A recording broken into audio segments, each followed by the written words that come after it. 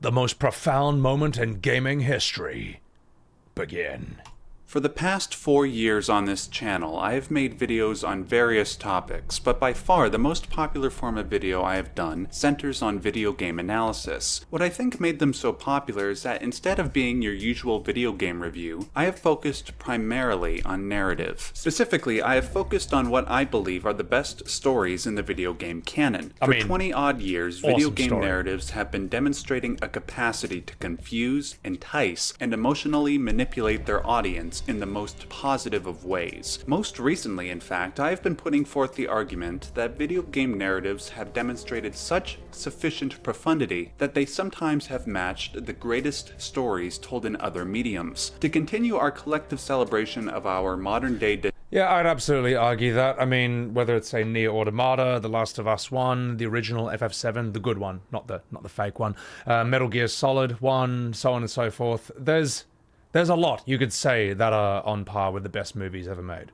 Stories told in other mediums. To continue our collective celebration of our modern day digital mythology, I would finally like to give full attention to a game which, I would argue, has the most profound moment in gaming history. I refer to the final codec conversation from Metal Gear Solid 2. While I have done several videos on Metal Gear Solid 2 in the past, I have never given full analytic attention to this specific moment. The main reason why is because somebody has already done so. My all-time favorite YouTube video is titled The Most Profound Moment in Gaming, MGS2 AI Conversation Analysis. Though it was released almost 9 years ago by its creator, Logo Steve, I pondered for a while how I might do a better job than he did. However, given our current cultural context, I believe I have a few other worthwhile things to contribute. The advent of subjects like fake news, the resurgence of rampant political correctness, and our tendency towards online tribalism has imbued this conversation. Political correctness is fascism pretending to be manners. Damn, Carlin! Wow. I mean, you know, he's not wrong. Political correctness, and our tendency towards online tribalism has imbued this conversation with a much denser sense of meaning. To those who consider themselves gamers but have never played a Metal Gear Solid game, you are obligated to at least listen to this final conversation. Not only will you be enlightened by its philosophical commentary, but you will be terrified by its implications, as I have been for my entire life. Raiden, are you receiving? We're still here. How's that possible? The AI was destroyed! Only GW. Who are you? To begin with, we're not what you'd call human. You look lost. Over the past 200 years, a kind of consciousness formed layer by layer in the crucible of the White House. It's not unlike the way life started in the oceans 4 billion years ago. The White House was our primordial soup, a base of evolution. We are formless. We are the very discipline and morality that Americans invoke so often. How can anyone hope to eliminate us? As long as this nation exists, so will we. Up until the end of the game, the main character Raiden believed he was receiving orders from a man named Colonel Roy Campbell. Not just that, but how insanely sinister just does everything sound in that. From his voice to that eerie sound in the background, the ambience, and also that momentary skull moment on his face. It's just, absolute cinema. Also, respect for the player for having Raiden go, whatever, mid-conversation. Character Raiden believed he was receiving orders from a man named Colonel Roy Campbell, a man who was also Solid Snake's commander throughout Metal Gear Solid 1. At the end of Metal Gear Solid 2, Raiden learned that his colonel was in fact an artificial intelligence, manipulating Raiden to perform its political bidding. The bidding in question refers to the AI's desire to control the human race by controlling the spread of information via the press and the internet, but we'll focus on that more in a moment. During the first part of this conversation, the audience learns how this AI came to be, and surprisingly, it is similar to the way human beings as a species came to be. Unlike the origin of human life in the oceans, the AI's quote-unquote life had its basis in American idealism, hence the AI's referencing of the White House as a symbol. In the mind of the AI, their purpose is to push forward American values, things like freedom, equality, and healthy competition. However, Raiden points out what should be an obvious contradiction in the AI's thought process, that the AI wants to take away those freedoms via censorship. cut the crap. If you're immortal, why would you take away individual freedoms and censor the net? Jack, don't be silly. Get real. Don't you know that our plans have your interests, not ours, in mind? What? Jack, listen carefully, like a good boy. Not only are the AI about to argue for the ethics of controlling information, but they are going to do so in a very condescending manner. As we move on, I suggest that you, the listener, pay attention to how the AI demeans Raiden. Their pomposity is intrinsic to the effectiveness of their future argument. The mapping of the human genome was completed early this century. As a result, the evolutionary log of the human race lay open to us. We started with genetic engineering, and in the end, we succeeded in digitizing life itself. But there are things not covered by genetic information. What do you mean? Human memories, ideas, culture, history. Genes don't contain any record of human history. Is it something that should not be passed on? Should that information be left at the mercy of nature? We've always kept records of our lives, through words, pictures, symbols, from tablets to books. But not all the information was inherited by later generations. A small percentage of the whole was selected and processed, then passed on. Not unlike genes, really. That's what history is, Jack. What the AI is trying to do here is illustrate how genes function similar to how memes function. If genes are, quote, a unit of heredity which is transferred from a parent to offspring and is held to determine some characteristic of the offspring, then a meme is something like an ethic, a fact, or an opinion that later generations inherit. Like genes, memes are also subject to a process called natural selection. If certain organisms are better adapted to their environment than others, then their genes are passed. I feel this is a very sad image, this little giraffe with absolutely no neck. I feel sorry for him, man. It's just like, oh, come on, guys. And then he just dies of cringe, you know. Anyway. Certain organisms are better adapted to their environment than others, then their genes are passed on to the next generation while others have the potential to die off. Similarly, if certain memes seemingly hold enough meaning or logic, then supposedly they survive better than memes that do not. What distinguishes memes from genes is the nature of the selection process. Genes are more or less subject to the amoral discretion of nature, but memes can be analyzed and weeded out via moral discretion. However, the AI will now illustrate how the natural selection of memes bears a unique problem in the internet age compared to the past few centuries.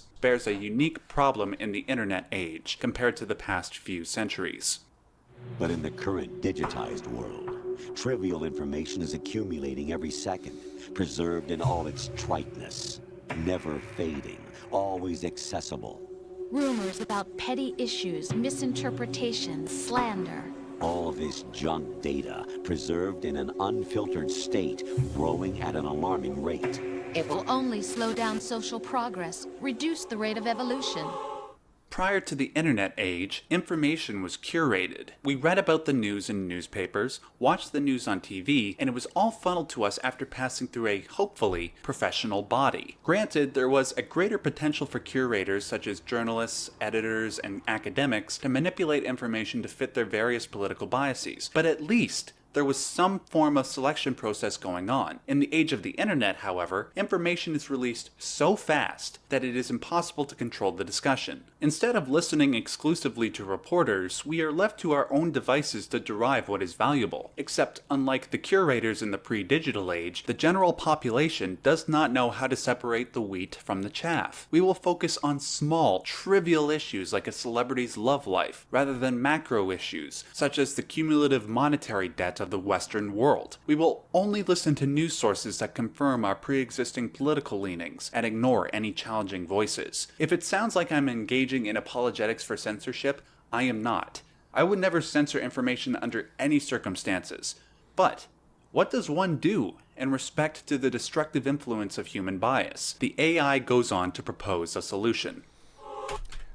Yeah, it is extremely difficult because in order to have any sort of framework for, I don't know, assessing the validity of a source or information or whatever, you have to have some critical thinking skills, you have to have a strong general knowledge about the world and history, as well as, you know, your own specialty, something that you just know extremely well. It's tough, and it's crazy that it's crazy that this game was talking about this in like 2001, you know, because in 2025 today, it's much, much worse. It's much, much worse. And it's true that, like, on one hand, it was bad that only a few people or a small percentage of the population was able to, you know, I don't know, like upload or, you know, have a voice, say their information, whatever, because they had to go through all these layers, these hierarchies. But on the other hand, there was like quality control, if that makes any sense. It's this weird double-edged sword, because right now there's not a lot of quality control. The quality control is that we just gotta hope that the population is informed enough to sort of be like, yeah, that sounds about right, or that's no, it's bullshit, you know. This is a very large, deep, complicated subject, and I don't know if I'm smart enough to say anything smart about it. So instead, I'll show you exactly what they mean. When the AIs in that MGS2 video are talking about like information glut and like just relentless uploads of useless junk information, this is what they're talking about.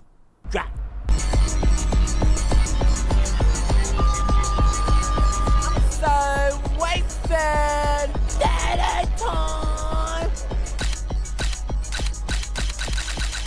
This.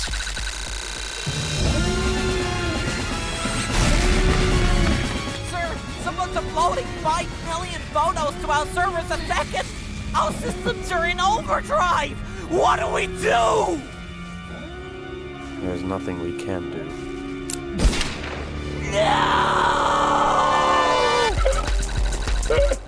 I love how it just like happens on the phone. They just had to show here to family as well. Oh my god, such a good touch, man. That's exactly what these AIs are talking about when it comes to just useless junk information. Let's continue. What does one do in respect to the destructive influence of human bias? The AI goes on to propose a solution. Raiden, you seem to think that our plan is one of censorship. Are you telling me it's not? You're being silly.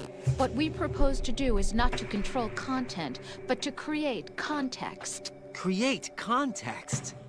The AI argues that because they are not prone to human error and have inner CPUs with greater processing power than the human brain, they would know how to curate information and present it to the human race in a way that doesn't slow human evolution. Unlike your average political body, which might censor information that is inconvenient to their cause, the AI would simply present information in the most factual way possible so that political bias would not intervene, thus cooling political tensions across the political spectrum. Of course, if something like the AI censorship program came into place, ethical questions would arise regarding whether or not this compromises human freedom, specifically our quote-unquote free will. Ideally, human beings should have the autonomy to make their own decisions, no matter what mistakes may follow. In response, the AI argues why the problems that arise from that freedom supposedly necessitate censorship. The digital society furthers human flaws and selectively rewards development of convenient half-truths. Just look at the strange juxtapositions of morality around you. Billions spent on new weapons in order to humanely murder other humans. Rights of criminals are given more respect than the privacy of their victims. Although there are people suffering in poverty, huge donations are made to protect endangered species. Everyone grows up being told the same thing. Be nice to other people. But beat out the competition. You're special. Believe in yourself and you will succeed. But it's obvious from the start that only a few can succeed. You exercise your right to freedom, and this is the result. All rhetoric to avoid conflict and protect each other from hurt. Here, the AI Jesus. illustrates the various ways in which human error corrupts truth. That human error arises from an instinctual drive to protect ourselves emotionally and physically, which truth tends to threaten. For instance, let's say a religious fundamentalist is confronted with various... To be fair, echo chambers are fantastic because, you know, everyone agrees with you and you don't have any arguments. to threaten. For instance, Let's say a religious fundamentalist is confronted with various scientific truths that challenge their worldview. Let's say the fundamentalist loses faith when confronted by those truths. What happens psychologically is that because the fundamentalist no longer has a belief system to make sense of the world, they are thrown into a mental pit of confusion and resentment. That loss of structure and certainty is so painful to the ideologue that it seems it would be better to avoid that feeling at all costs. This instinct is endemic to almost all human beings. This is why we separate ourselves into political tribes and won't consider the ethical implications of our positions. For instance, is it right to be pro-choice or pro-life? Instead of considering the validity of either side's argument, the pro-life crowd will chastise the pro-choice crowd as being on par with murderers, and the pro-choice crowd will chastise the pro-life crowd as being misogynist, religious zealots that want to control women. These low-resolution assumptions exacerbate tensions between political parties and can potentially lead to violent conflict. Oh my god, it's Cuck Norris. I forgot about this guy. I forgot about this guy. Oh god, I've watched this video like 50 times. It's so good. Oh my god. The reason people do that is because, well, look, we all know the reason why. People aren't persuaded by facts, and a lot of times they are persuaded by emotion. That's kind of like what we make decisions on, or what a lot of people make decisions based on at the end of the day. Not me, of course. You know, I'm a logical thinking human, and everything I do is factual. But, you know, the rest of you, the plebs, the filth, the scum, you guys are driven by your basic drives. Anyway, let's continue. Exacerbate tensions between political parties and can potentially lead to violent conflict. Most people will avoid these difficult conversations to preserve order, but if you ignore them long enough, political positions become cemented, and people will kill each other before they admit that they're wrong about something. The AI then present a future where human bias corrupts the flow of information. The untested truths, spun by different interests, continue to churn and accumulate in the sandbox of political correctness and value systems. Everyone withdraws into their own small gated community, afraid of a larger forum. They stay inside their little ponds, leaking whatever truth suits them into the growing cesspool of society at large. The different cardinal truths neither clash nor mesh. No one is invalidated, but nobody is right. Not even natural selection can take place here. The world is being engulfed in truth. And this is the way the world ends. Not with a bang, but a whimper. As we saw in the 20th century, whether... It's crazy, because as a kid, this probably just all goes over your head. You just think, oh man, this is really cool. I'm not sure what they're saying, but it's cool. As an adult, it's like, jeez Louises, this like describes echo chambers and stuff. This describes a lot of the internet today. It's it makes you wonder how Hideo knew this. But I assume his process must have been that he just was interested in a lot of science papers and sociologist papers and stuff. They're probably talking about this forever. It's just like, you know, it's become so bad in the modern world that you almost can't not know about this. You know what I mean? Like, if you don't know about this now, you're fucked.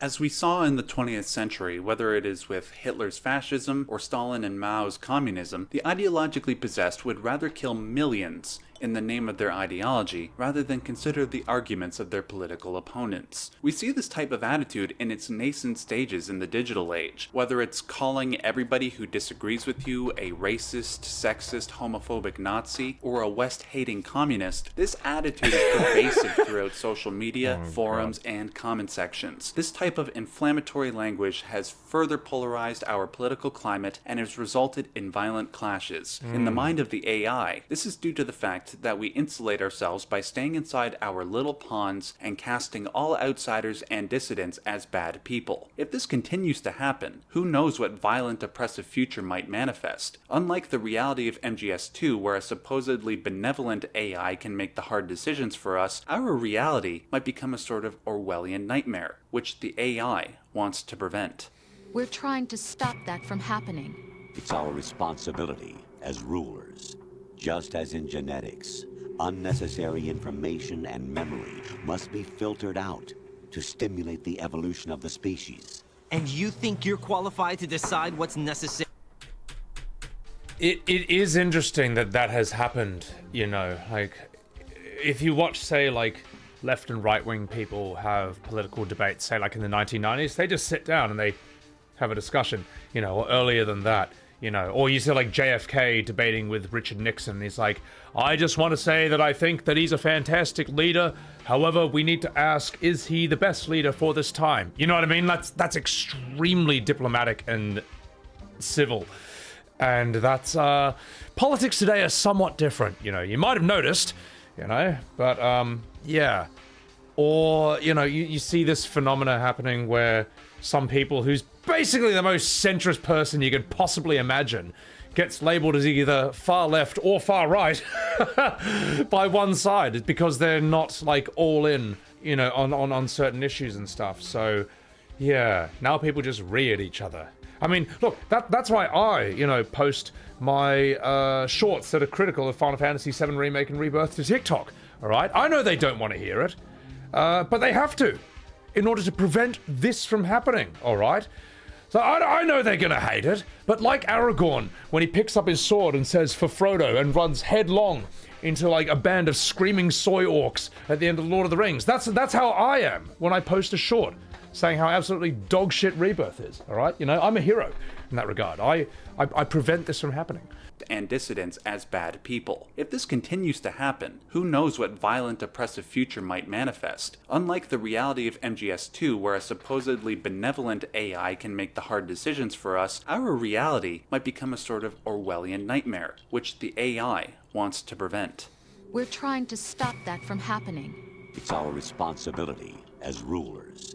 Just as in genetics, unnecessary information and memory must be filtered out to stimulate the evolution of the species. And you think you're qualified to decide what's necessary and not?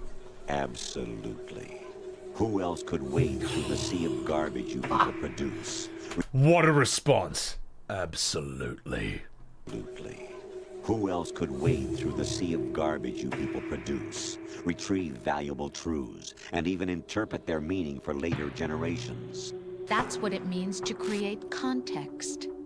I want to remind you all that Metal Gear Solid 2 came out in 2001. This game was warning us about the advent of fake news, misinformation, and half-truths roughly 2 decades before the issue captured our collective attention. Worse yet, not only do the AIs describe a potentially dystopian future for both our reality and the reality of the game, but they also make us inadvertently realize that we currently have no constructive solution to the problem. The only tactic available at the moment is for individuals to strengthen their moral compass and call out misinformation where possible. However, given humanity's inherent imperfection, even the best of us are prone to mistakes. Worse yet, instead of bolstering the best among us despite their mistakes, we will feverishly exacerbate the mistakes of our opponents for political gain. We see this quite vividly in what has been aptly termed call-out culture. For instance, it is thanks to this culture that there is no host for the Oscars this year. It is thanks to this culture that people will be fired from their job over a tweet they made 10 years ago. A person might even be fired for a tweet that was taken out of context, when said person did nothing wrong whatsoever. Worst of all, it is thanks to this culture that we will elect politicians not based on their ethics or policies, but on how effectively they can punch the other side. And let me re-emphasize. I mean, that's true. I remember, and I'm not going to be I'm not going to be political either way. I'm just going to quote something I remember hearing someone say way back in the day about like why they voted for Trump in 2016, and I think they said something like, well, it's not even that I necessarily agree with everything he does. He's just he's a wrecking ball for what they wanted to like. They said, I don't like this, and I just want to see him go and like a bull in a china shop, just smash it. And I don't know if that's necessarily good. As I say, I'm not political, alright? I'm just playing a fucking video game, alright? I'm watching a video about MGS2. I'm just quoting something that I heard someone say way back then that kind of stuck in my mind, where I was like, that's interesting. I've never heard of anyone voting for someone for that reason before.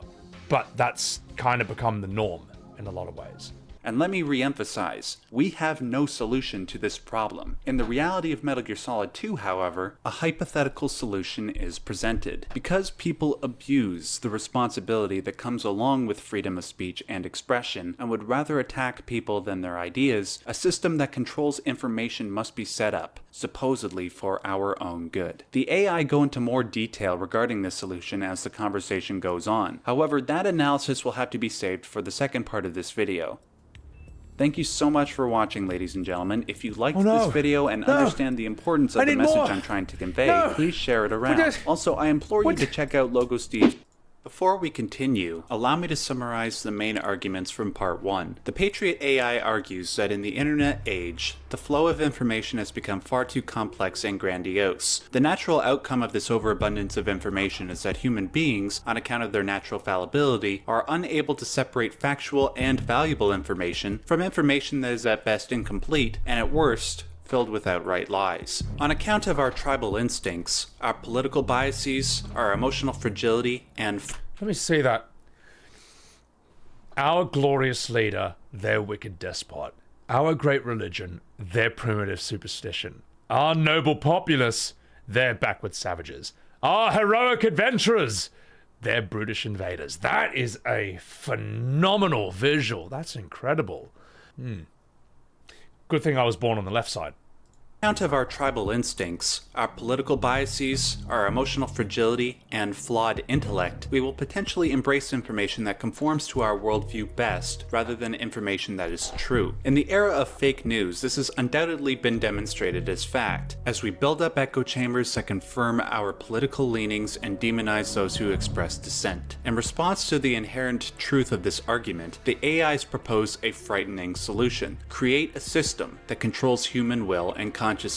A system that compromises a human being's quote-unquote free will to come to their own conclusions. Though such a system is repulsive to myself and hopefully many of you, the AIs will demonstrate how human beings might abuse their freedom so much that such a system might be inevitable. Worse yet, they demonstrate how easily a system could be implemented without protest, as the main character Raiden so clearly proves. I'll decide for myself what to believe and what to pass on. But is that even your own idea? Or something Snake told you. That's the proof of your incompetence right there.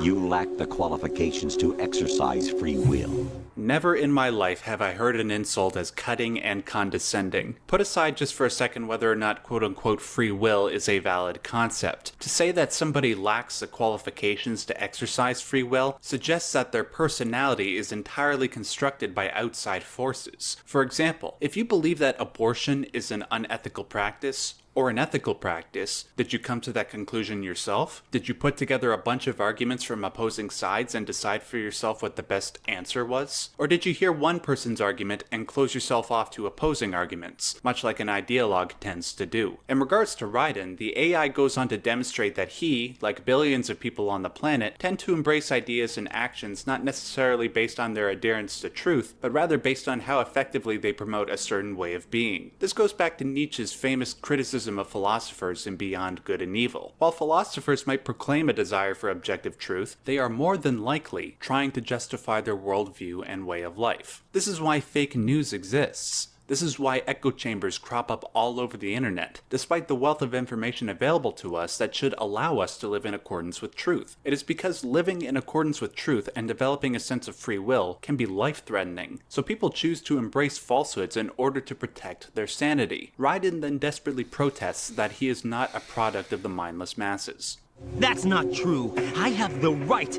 Does something like a self exist inside of you? That's sorry. That was a lot of information right there, and I do want to say something about that. This YouTuber's IQ is just way too high at the end of the day. This goes back to Nietzsche's famous criticism of philosophers in Beyond Good and Evil. While philosophers might proclaim a desire for objective truth, they are more than likely trying to justify their worldview and way of life. This is why That is an incredible observation. You know, it's why when you find philosophers just like, hey, what's the problem? Enjoy life. You can have a drink. I'm working here. The guy can probably turn out to be an alcoholic. What I will say that I thought was pretty cool about Nietzsche is that he seemed to like the ancient Greeks, and I'm not talking about the philosophers. I think, according to this lecture series I was listening to, he actually kind of thought they were a bit degenerates.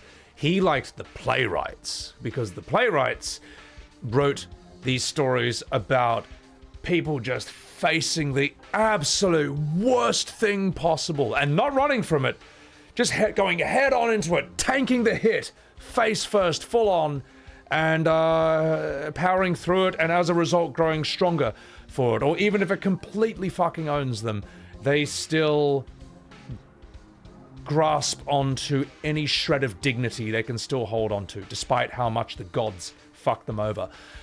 And you can sort of see that in the Greeks. You know, they tackle these problems head on, but they also, you know, have a fun time dancing and singing and having their festivals and theater and all that.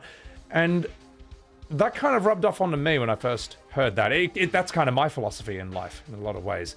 It's just like, I'm just like, all right, screw it. I'm tanking the hit, head on, face first, boom. Oh my God, that hurt like hell. But, you know, you just tough through it, and then, yeah, you get better at tanking hits, and then you can just be yourself more.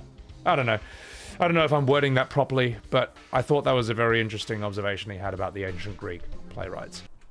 More than likely trying to justify their worldview and way of life. This is why fake news exists. This is why echo chambers crop up all over the internet, despite the wealth of information available to us that should allow us to live in accordance with truth. It is because living in accordance with truth and developing a sense of free will can be life-threatening, so people choose to embrace falsehoods in order to protect their sanity. Raiden then desperately protests that he is not a product of the mindless masses.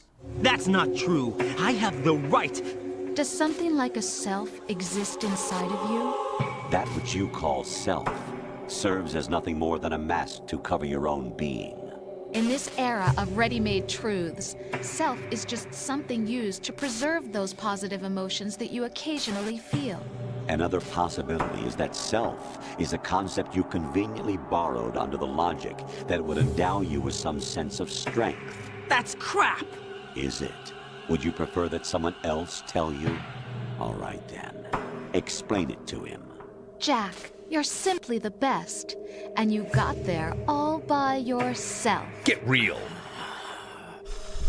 Up until this point in the game, Raiden and the player believed that their successes were achieved entirely by their own merit. However, the AI revealed that the entire mission was structured in a way so that Raiden would succeed as long as he obeyed orders. For Raiden to find out that he was not in fact a legendary mercenary, but rather a clueless puppet that helped enslave the world, is bad enough. However, it is when the AI offers the more ideal fiction to Raiden that he is simply the best, that the insult has its greatest effect. Raiden cringes and holds back a scream because he sees the truth inherent in the AI's argument. That argument being that Raiden is not his own person. His actions and emotions are all controlled by a higher power. He's not Raiden. He's not even Jack. He's something else's creation. The AI then go on to show how Raiden's lack of self is endemic to billions of people.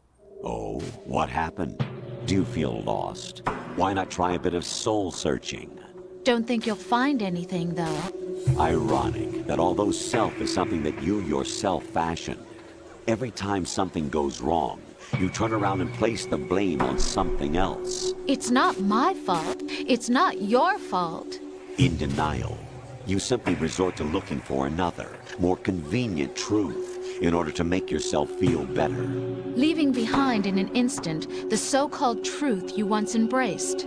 Once again, the AI demonstrate how people will gravitate to quote-unquote truths, not because they are based entirely on empirical fact, but because they satisfy the instinctual need for structure and stability. For argument's sake, let's imagine somebody who has spent half their life advocating a belief that the Earth was flat, that the government wants people to believe it is round for territorial reasons. Let's say the flat earther is presented conclusive information that proves the Earth is round. If they accept that they were wrong, that would mean they spent over half their life advocating falsehoods and manipulating impressionable minds.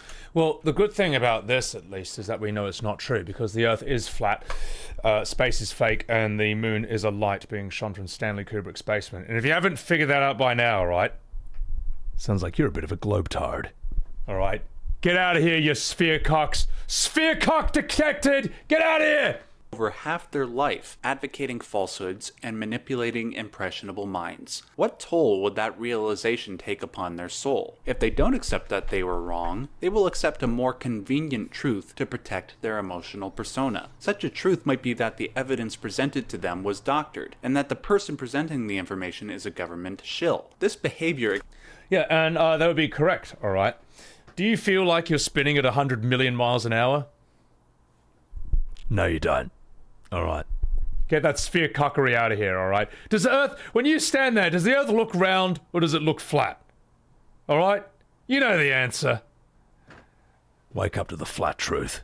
Their emotional persona. Such a truth might be that the evidence presented to them was doctored, and that the person presenting the information is a government shill. This behavior extends not just to conspiracy theorists, but anybody with a political position. This is the reason why millions of people continue to advocate for political systems despite their proven track record of killing millions of people. This is why people still uphold certain superstitious beliefs despite their scientific invalidity. This behavior is not relegated to a few irrational individuals. It's something that everybody does, regardless of their political position.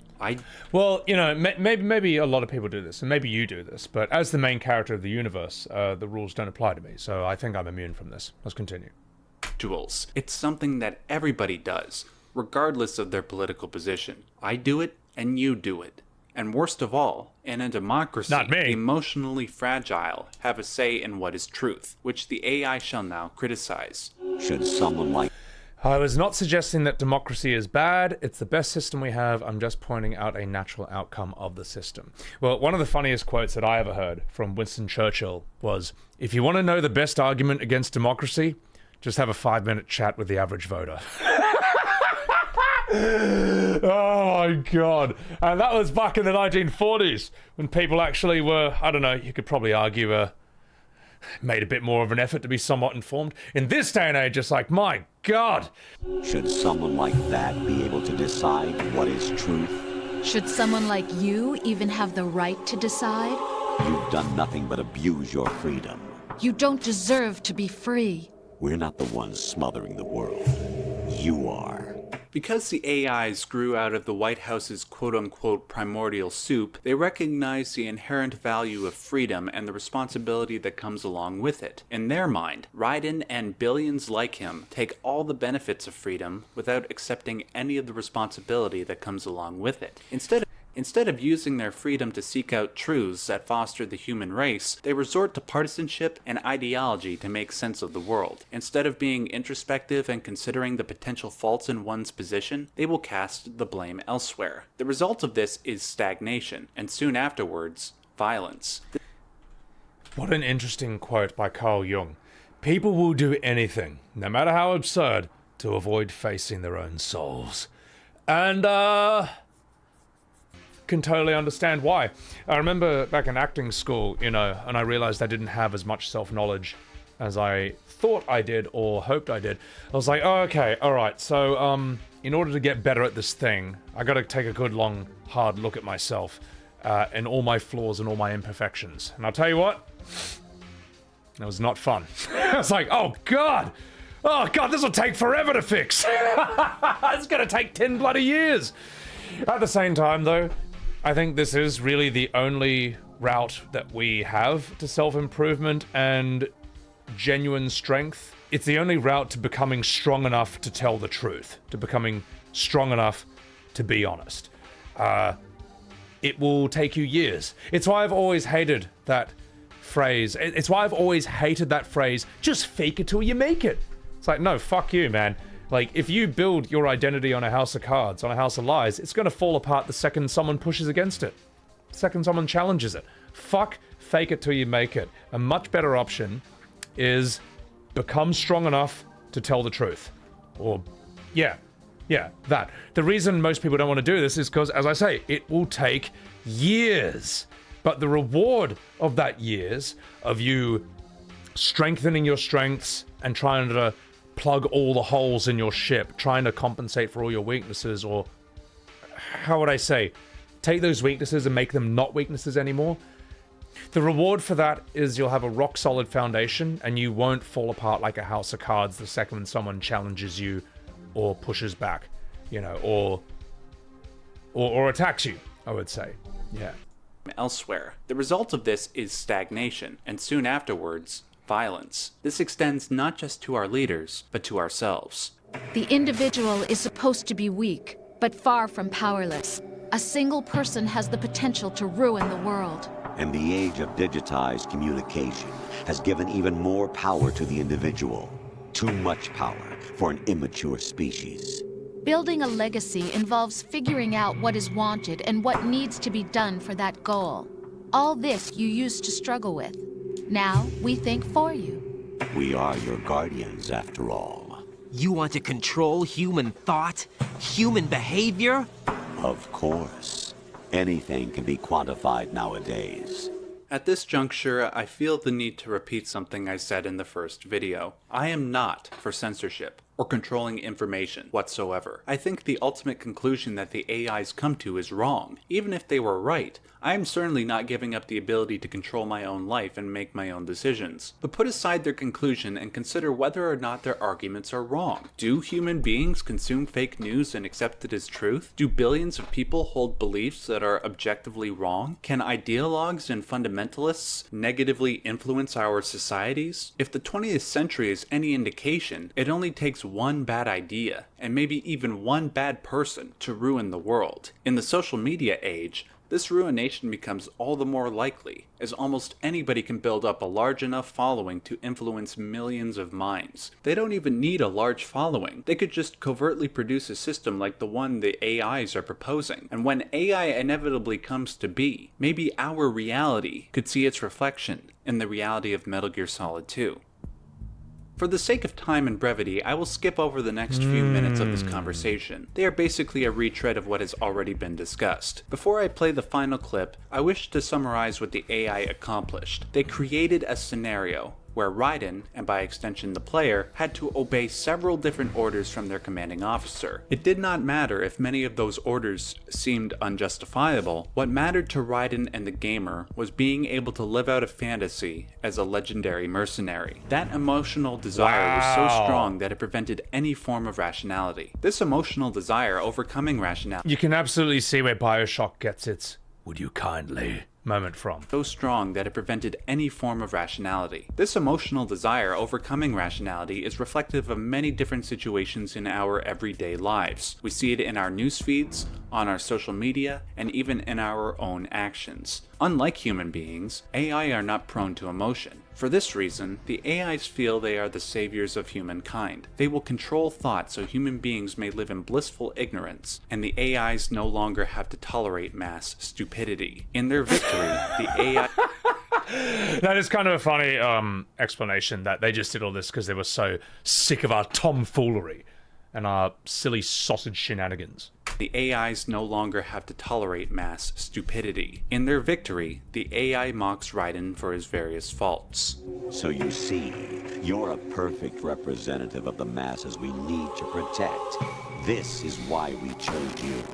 You accepted the fiction we've provided, obeyed our orders, and did everything you were told to. The exercise is a resounding success. Didn't I tell you that GW was still incomplete? But not anymore, thanks to you. Your persona, experiences, triumphs, and defeats are nothing but byproducts. The real objective was ensuring that we could generate and manipulate them. It's taken a lot of time and money, but it was well worth it considering the results. Is this our future? If we have no systemic solution to the problem of fake news, and we continue to drown in overflowing information, what will our society become? This video game, not a book, not a movie, a video game, so eloquently explained the impossibility of this problem roughly 2 decades before it reached public consciousness. The fact that it was all done within this 15-minute conversation makes it truly the most profound moment in gaming history. It is a moment that has haunted me for decades, specifically because of how it makes a pessimistic future seem so certain. I figured that any solution, no matter how ineffective it may seem, would be better than to let Kojima's nightmare come to pass. As I briefly referenced in the first video, there is one thing that can be done. We must rediscover the power that an individual holds. If a single person has the potential to ruin the world, a single person has the potential to save it. I hold no delusions of grandeur for myself, but I know that there is strength in numbers. If enough people wake up to the complex problem of misinformation, half-truths, and fake news, and do everything in their power to live in accordance with fact rather than tribalistic instinct, we will most certainly survive. But even better than that, we will be able to preserve our freedom for the coming generations. The power is in your hands. The power is yours. Yeah, it's difficult because, you know, you gotta have, like, you gotta have a strong system of thinking, you gotta have a lot of knowledge of history, both modern and ancient, you gotta have, it's a lot, and you gotta have a motivation, a reason, a purpose. As Agent Smith in The Matrix 2 says, in Matrix Reloaded says, it is purpose that guides us, that drives us, that binds us, you know. There's got to be a reason for doing it all. But it's worth it, because, what else are you going to do with your life? Other than fight for your freedom. There's something I love that Ben Franklin said, which is quite interesting.